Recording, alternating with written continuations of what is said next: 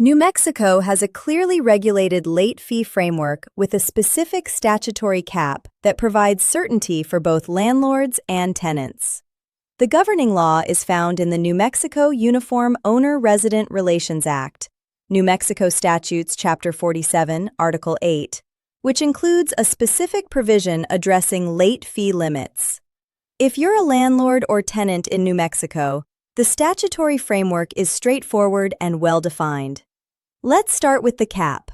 Under New Mexico Statutes Section 47-8-15, the landlord may charge a late fee, but the fee cannot exceed 10% of the rent that is past due. This is a hard statutory ceiling. On a $1,000 rent, the maximum late fee is $100. On an $800 rent, the maximum is $80. Any lease provision that charges more than 10% is unenforceable to the extent it exceeds the cap. The 10% cap is calculated on the rent that is actually past due, not the total monthly rent in situations involving partial payments. If the tenant pays a portion on time and the remainder late, the fee applies to the late portion only. A tenant who pays $900 of a $1,000 rent on time and the remaining $100 late can only be charged 10% of the $100, which is $10. New Mexico does not mandate a specific grace period by statute. There is no state law requiring a defined number of days before a late fee can be charged. If your lease says rent is due on the 1st and a late fee applies on the 2nd, that's technically enforceable. However, standard practice among New Mexico landlords is to include a grace period of 3 to 5 days, and many property management companies use 5 days as the default. While the statute doesn't mandate a grace period explicitly, New Mexico courts evaluating late fee disputes may consider whether the landlord provided a reasonable grace period as one factor in the overall reasonableness analysis. Including a grace period strengthens the enforceability of your fee provision and demonstrates good faith. The lease must clearly state the late fee terms. Under the Owner-Resident Relations Act, the fee amount or formula must be specified in the rental agreement. A late fee that isn't documented in the lease is not enforceable. The lease should state the rent due date, any grace period, the exact fee amount or percentage up to 10%, when the fee triggers, and whether the fee is defined as additional rent.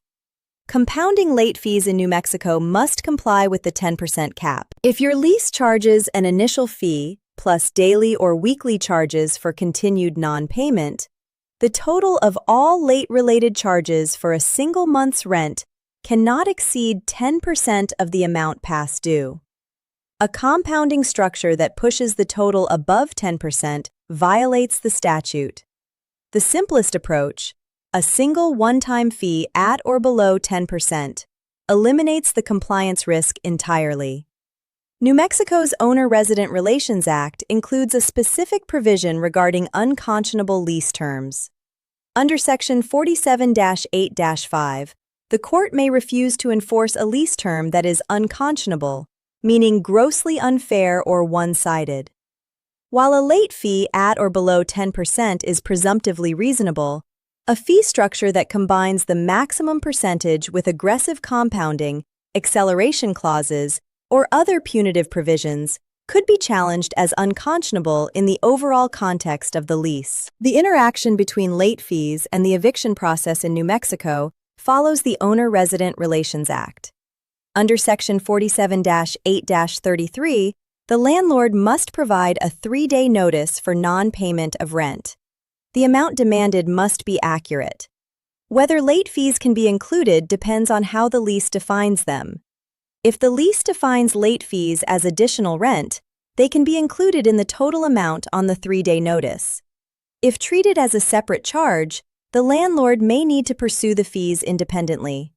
Best practice: define late fees as additional rent in your lease. New Mexico's 3-day notice period is one of the shorter timelines, meaning the eviction process begins quickly when rent goes unpaid. The late fee and eviction timelines interact almost immediately. Getting the fee calculation right from the start prevents complications in what is otherwise a relatively fast process. New Mexico requires landlords to return the security deposit within 30 days. The deposit cannot exceed 1 month's rent for rental agreements of less than 1 year. For longer terms, the deposit can be greater but must be reasonable. The landlord must provide an itemized list of deductions. Unpaid late fees can be deducted if the lease authorizes it, and the fees comply with the 10% cap. Wrongful withholding can result in the landlord being liable for the full deposit amount. For tenants receiving housing choice voucher assistance, New Mexico landlords should not charge late fees when the housing authority's portion is delayed due to processing. The tenant cannot control the authority's payment timeline. If the tenant's portion is paid on time, the fee should apply only to the tenant's late portion, not the total rent amount. New Mexico's military population is significant, centered around Kirtland Air Force Base in Albuquerque, Holloman Air Force Base near Alamogordo, Cannon Air Force Base near Clovis, and White Sands Missile Range near Las Cruces. Military pay is predictable, the 1st and 15th, and most military tenants pay reliably.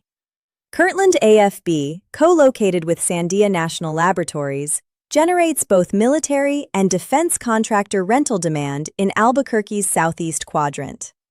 The combination of military pay and defense contractor salaries produces reliable tenants who rarely trigger late fee enforcement. Cannon AFB near Clovis houses special operations units with frequent deployment cycles. Deployment-related pay disruptions can occasionally cause short delays, but the standard 3 to 5 day grace period typically covers them. Holloman AFB near Alamogordo generates demand in a smaller market where military tenants represent a significant portion of the rental pool. White Sands Missile Range generates military and civilian demand in the Las Cruces area. The civilian testing and research workforce includes well-compensated professionals who pay reliably. New Mexico's unique cultural and economic landscape creates specific late fee considerations. The state has a significant population living in rural areas, on tribal lands, and in communities with limited economic opportunity. Average household incomes are below the national average, and many tenants, particularly in rural areas and smaller communities, live on fixed or limited incomes. Social Security, disability payments, and other government benefits often arrive on specific dates that may not align with the first of the month. Some New Mexico landlords, particularly in smaller communities, adjust rent due dates to accommodate common benefit payment schedules. This reduces late payments and the need for fee enforcement. From a practical standpoint, New Mexico's rental market is concentrated primarily in Albuquerque, with secondary markets across the state. Albuquerque is the state's largest and most active market. The economy is driven by defense, Kirtland AFB and Sandia National Labs, healthcare, the University of New Mexico, government, and a growing technology sector. Rents in Albuquerque typically range from $900 to $1,500. The 10% cap produces maximum fees of $90 to $150.